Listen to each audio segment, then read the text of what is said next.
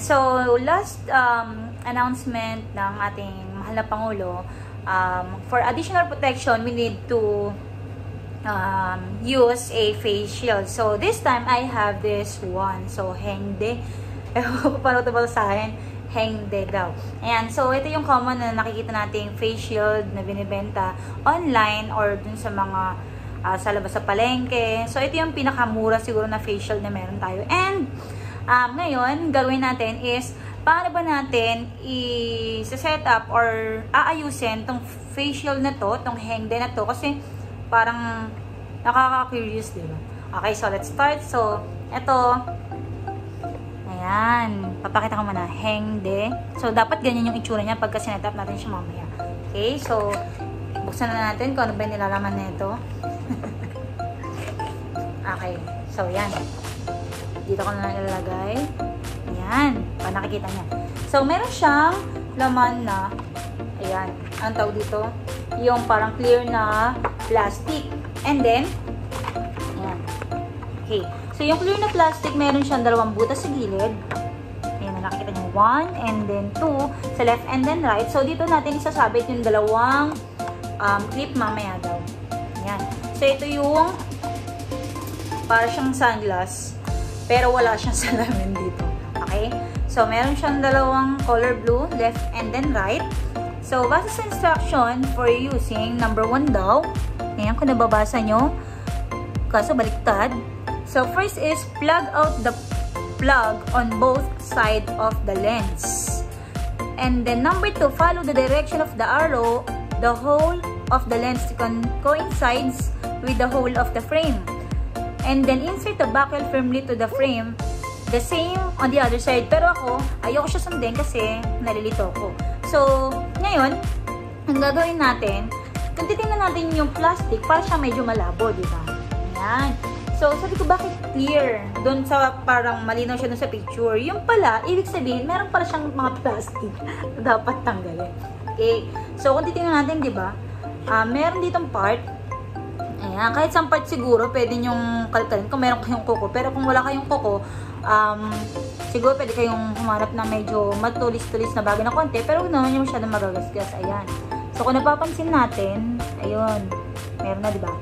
Ayan, yung plastic na lumitaw, pwede natin siyang tanggalin pala. Kasi ito yun, diba, malabo. Ayan, ganyan siya kalabo. Ayan, tanggalin natin yung plastic na nasa ibabaw. Ayan. So, nakikita nyo na, diba? Ang lambot-lambot lang ng plastic. Ayan, kasi ewan ko nang tanga ko minsan dito. And then, ayan. So, medyo luminaw na siya, diba? Ayan. Pero parang hindi pa rin ako satisfied. So, ibig sabihin pala, meron pa rin siyang plastic sa kabilang part. Ayan. So, yung plastic sa kabilang part, tingnan ulit natin. Ayan.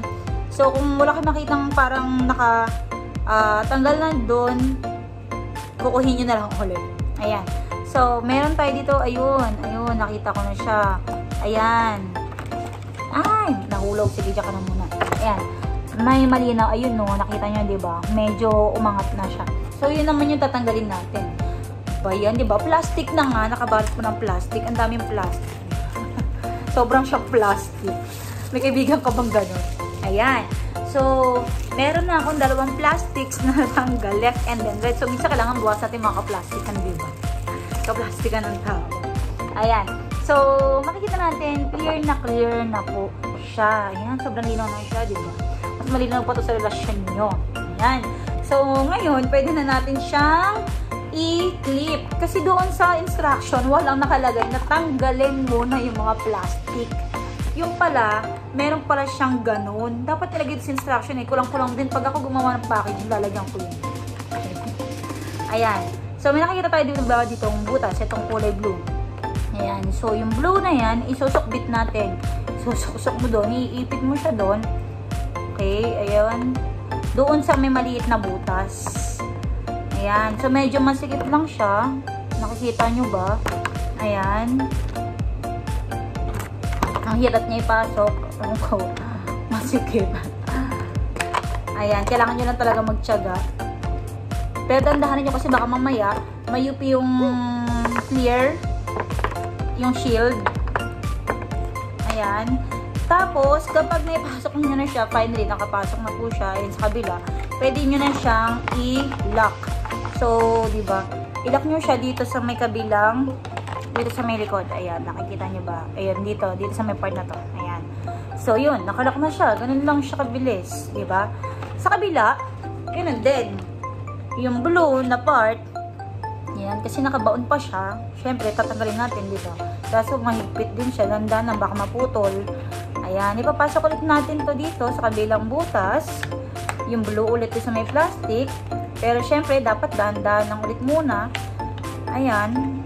Tansyanan talaga kasi medyo masikip. Bago pa kasi. Ayan. Kailangan nyo po siyang ipasok ng maigi. Malambot kasi yung kulay blue. So, pagka hindi kayo nagdahan-dahan, baka mamaya, again, mayupi yung ating clear na plastic. Ang hirap mo naman ipasok. Ayan. Ang tagal, diba? Ang hirap. Ayan. So, pag nakabaon na siya, yung kulay blue, ulit. Ha! Ayaw mo, ha? Ayaw mo kasama. Ayan. Bakit ba kasi ganito ito napakalambot? Ayan. Pag nakapasok na siya ulit, di ba? Ang hirap, di ba? Doon, ilalak na natin siya sa ayan. Doon sa transparent, sa white. Doon sa may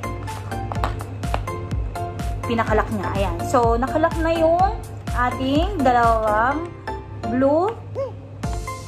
Blue na, ano ba to? Ito yung pinakamahirap sa lahat, yung pinakamalambot. Ayan. So, nakalak na. Ayan, nakapasok na siya.